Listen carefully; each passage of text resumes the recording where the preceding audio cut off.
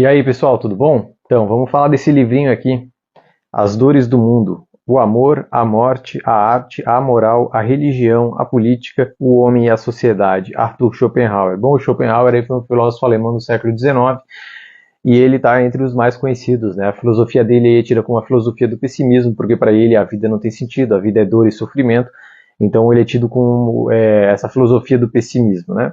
E aqui nesse livro ele se propõe a falar exatamente sobre esses temas, né? O amor, a morte, a arte, a moral, a religião, a política, o homem e a sociedade.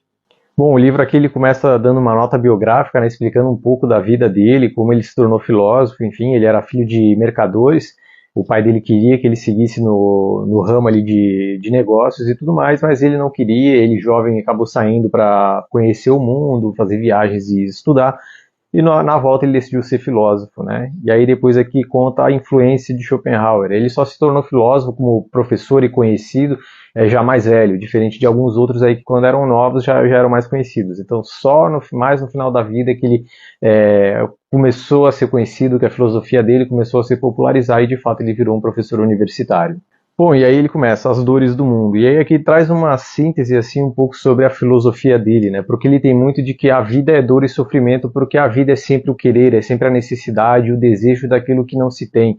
Então a vida sempre oscila entre dor e tédio, né? Porque é dor em função daquilo que eu não tenho, então eu estou sempre buscando alguma coisa para apaziguar essa dor. E a partir do momento que eu tenho isso, eu entro num estado de tédio porque eu não tenho necessidade de absolutamente nada. Então ele coloca a vida como dor e sofrimento justamente porque nós estamos sempre desejando uma coisa que nós não temos e quando nós temos aquilo, aquilo para de ter algum valor e nós temos essa necessidade de buscar uma outra necessidade, ter outros desejos, né? E aí depois ele começa aqui a entrar nos assuntos em questão que está ali no subtítulo do livro. O primeiro deles é o amor, e daí é dividido entre metafísica do amor e esboço acerca das mulheres.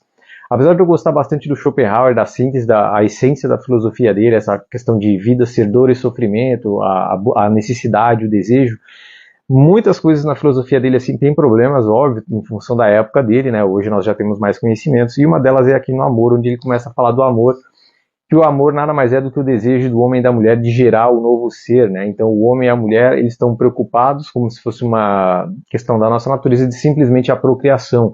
Então eu busco a mulher que tem as características para juntar com as minhas, para quando nós procriarmos esse ser ele sair perfeito, digamos assim, né? Então eles somariam as qualidades das duas pessoas para sair um ser mais aprimorado.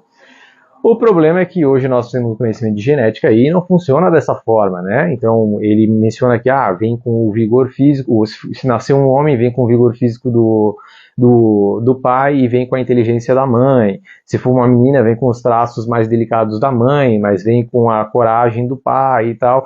Só que nós sabemos que a genética não funciona assim. Então eu posso ter a menina ali com o vigor físico do pai, com a mão grande igual do pai, com o pé grande igual do pai, ou pode vir um menino com o pé pequeno igual da mãe, a mão pequena igual da mãe, frágil, enfim. Então é uma filosofia aqui dele que tem um problema nesse aspecto. A segunda parte que ele fala, o esboço acerca das mulheres, ele traça um pouco da questão do por que as mulheres procuram parceiros e tudo mais. Algumas coisas fazem sentido, outras coisas não, né? É muito limitado em função da época dele. Em seguida aqui ele fala da morte, daí é um capítulo mais curtinho e ele coloca sempre a morte como uma solução para o sofrimento da vida, né? Porque afinal se a pessoa morre, deu, acabou aquela questão de viver em função do desejo, a pessoa já exerceu a função dela em termos da sociedade, né, na humanidade, já procriou, já passou os genes para frente, já contribuiu com o que tinha para contribuir e assim vai.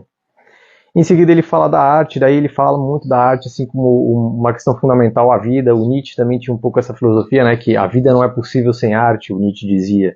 Em função dessa coisa da beleza da arte, né, a arte em todos os sentidos. Eles citam principalmente música porque acho que era o que é mais acessível na época.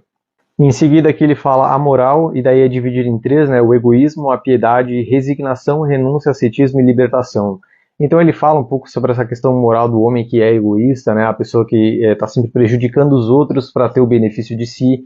Ele fala essa questão da piedade, do perdão das pessoas, né? Só que ele trata de uma forma mais misericordiosa. Então a pessoa é ruim, mas sempre dá uma chance, ser misericordioso com a pessoa, enfim.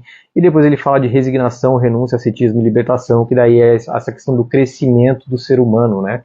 Como se tornar um ser mais moral, digamos assim. E aí no final aqui ele tem pensamentos diversos sobre a religião, a política, o homem e a sociedade.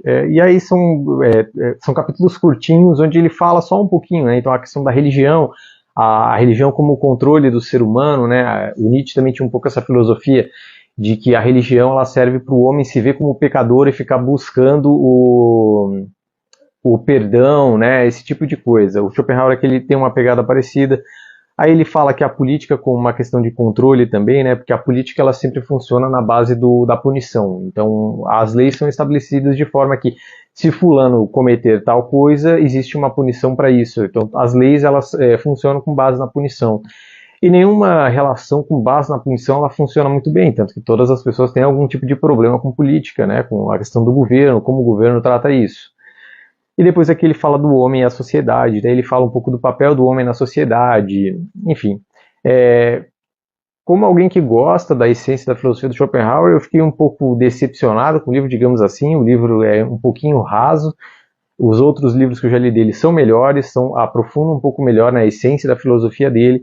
Esse livro aqui, para mim, tem uma série de probleminhas, fica difícil recomendar, mas os outros dele que eu já falei por aqui, eu acabo recomendando mais, mas fica aí para vocês.